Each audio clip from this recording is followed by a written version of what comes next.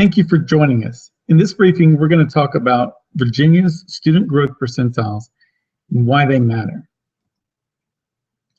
Teachers are our most valued resource in education. Great teachers can increase the lifetime earnings of their classroom by over $250,000, according to Harvard and Stanford researchers. By a great teacher, we mean one that has growth scores, one standard deviation above the average. On the flip side, however, an ineffective teacher can lower classroom earnings by the same amount. And this effect occurs every year that a teacher is in the classroom. It's imperative that we properly evaluate the performance of our educators. Everyone will acknowledge that there are problems when we compare achievement scores of students with different backgrounds. SOL scores in and of themselves have weaknesses, and we can acknowledge that. Kids start with a different knowledge base. They come from different levels of income and poverty. They have different levels of parental involvement, and kids simply learn at different rates. We don't want to compare teachers using overall SOL scores alone, since their students can have very different backgrounds. School achievement scores are highly correlated with income. In Colorado, where student growth percentiles originated, all schools with less than 25% economically disadvantaged students, these are the more fluent communities, they had higher overall scores than the schools with greater than 75% disadvantaged communities, the poor districts. This means the performance on SOL scores is more related to the affluence of the community than the quality of the teaching. However, there is virtually no correlation with student growth percentile scores. On the right graph, you'll know that both high and low growth occurs whether there's affluent communities or whether there's a lot of economic disadvantage. The question is, how can we use growth measures to make an apples-to-apples comparison of our districts, schools, and teachers? SGP scores can help. SGP scores show how much learning was imparted to students after you account for other factors such as income, prior knowledge, and parental involvement.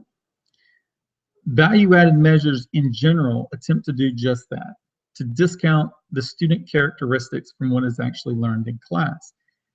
More sophisticated value-added measures take into account actual parental income, parental education, the affluence of the community. But Harvard and Stanford researchers have shown that if you simply look at score histories of a student using student growth percentiles, you can discount 90% of the student characteristics that would otherwise influence their scores. So while more sophisticated value-added measures are an ideal tool in the future, the student growth percentiles are valid and they account for the overwhelming majority of student characteristics. The bottom line, it's a more apples-to-apples comparison than just SOL scores alone. We commonly assume that the District of Columbia has a much worse school district than Loudoun County, where I live, which is known as one of the top 3 or 4 most wealthy counties in the nation per median household income. We primarily assume that because of standardized test scores. But what is the cause of these low scores? Is it the schools themselves, the students, the parents, other factors? And how do we compare the teachers and staff of DC with those of Loudoun? What if we were to swap the teachers and staff in Loudoun schools with those in DC? Would all of a sudden the Loudoun scores drop to the current scores of our DC students? Would the DC scores increase to the current scores of Loudoun County? Nobody honestly believes the scores would flip. There would be some adjustment in scores if the teaching were different. But overwhelmingly, as we saw in the previous slides, the achievement scores are reflected by the affluence of the community and not overwhelmingly by how much is imparted to the students.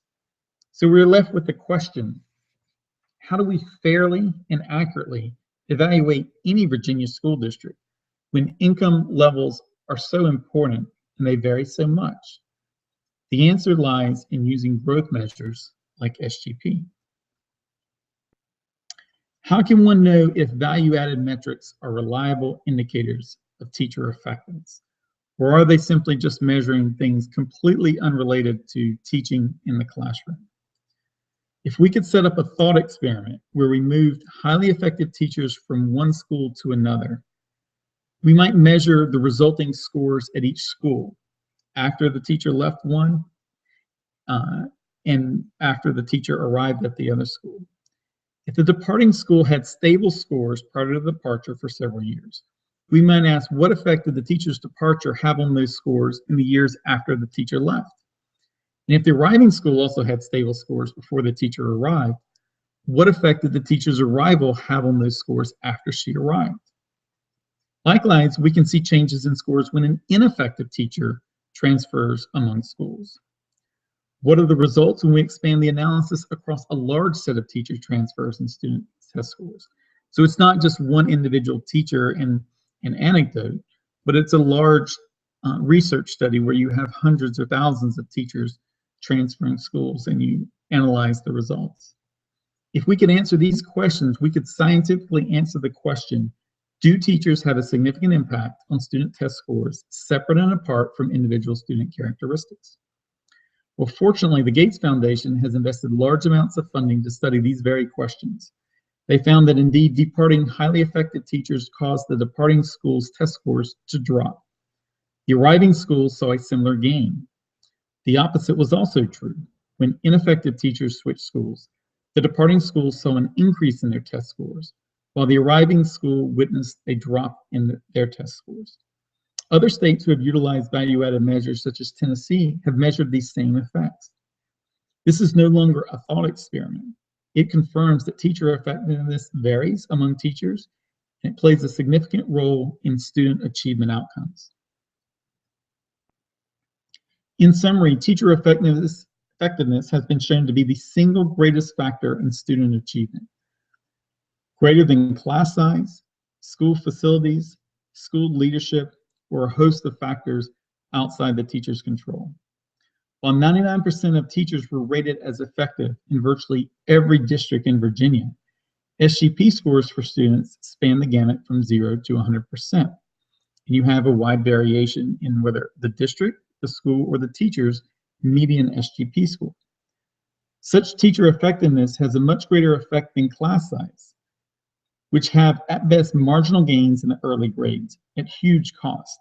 If you were to lower class sizes by 10%, say from 27 to 24 students, you would have to increase your cost by 10%, which is generally prohibitive, and the gains would be hardly detectable, if at all. Whereas teacher performance, as we saw before, one standard deviation above the average, a teacher will generate $250,000 in lifetime income gains every single year. As a parent, I would rather have a highly effective teacher for my child than any other factor in their education. More important than having my child in the newest school facilities or smaller class sizes or even schools with high SOL scores. And I believe every parent needs to be given this opportunity. What do they want for their child? And what are the important priorities for our schools and our school districts to emphasize? In summary, much more information, links, and research can be found at the Twitter handle @FreeThatData, where these Gates Foundation studies, RAND studies, are all laid out, and you can get a background on as much information on teacher effectiveness as you could possibly want.